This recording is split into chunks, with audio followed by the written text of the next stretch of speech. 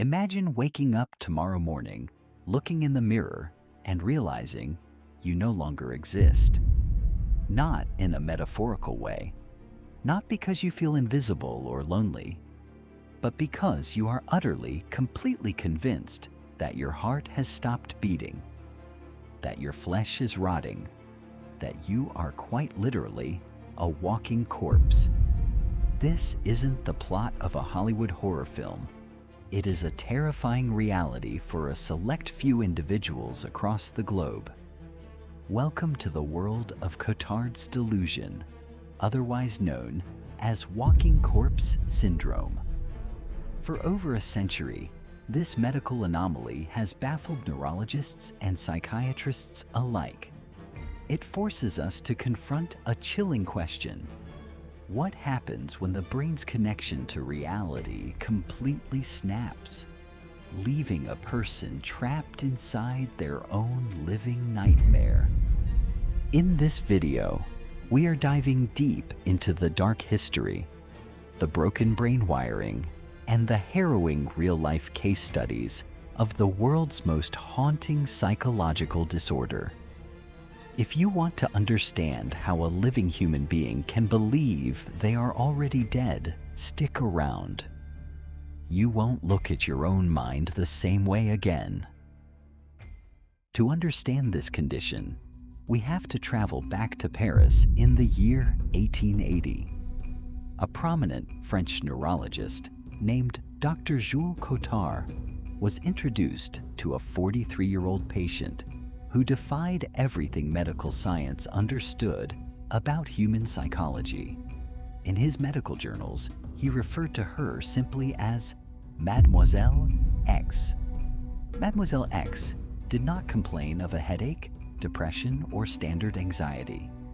Instead, she walked into Dr. Cotard's office and calmly stated that she had no brain, no nerves, no chest, and no internal organs.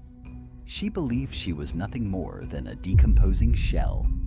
Because she believed she was already dead, she argued that she no longer needed to eat. Why would a corpse require sustenance? She also believed she was eternally damned and could not die a natural death, trapping her in a permanent state of limbo.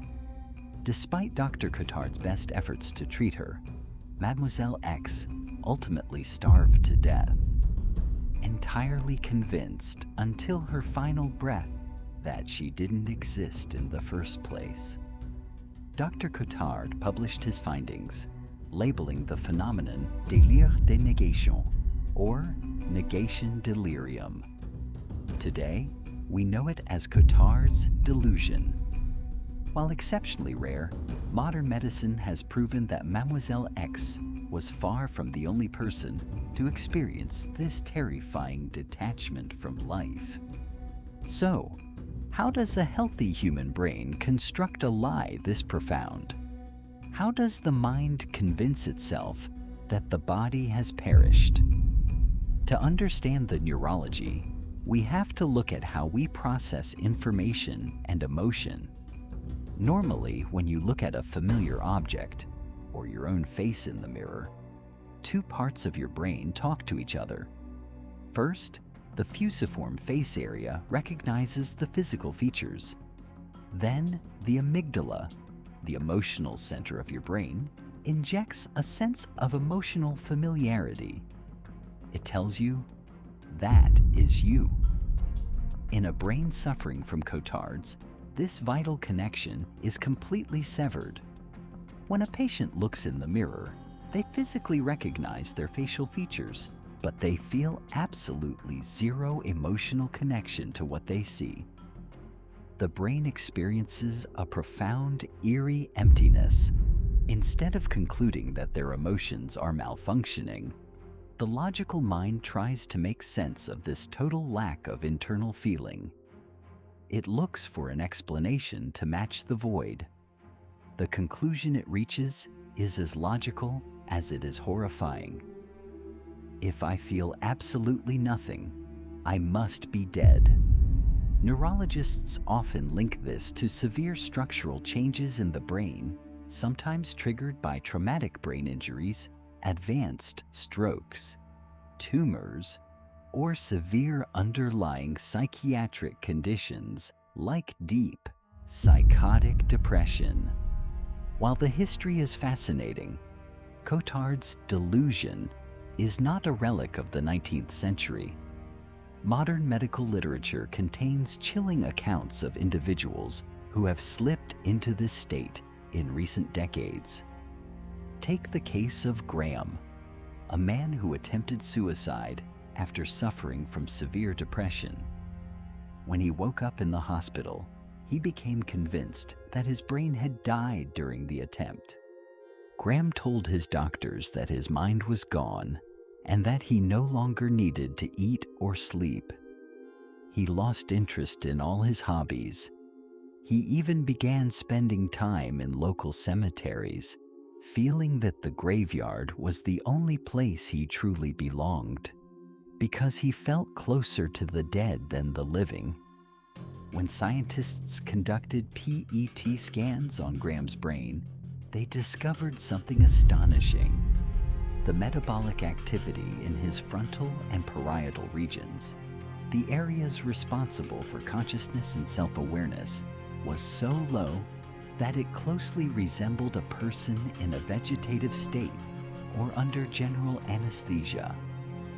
His brain was physically awake, but functionally, it was practically asleep.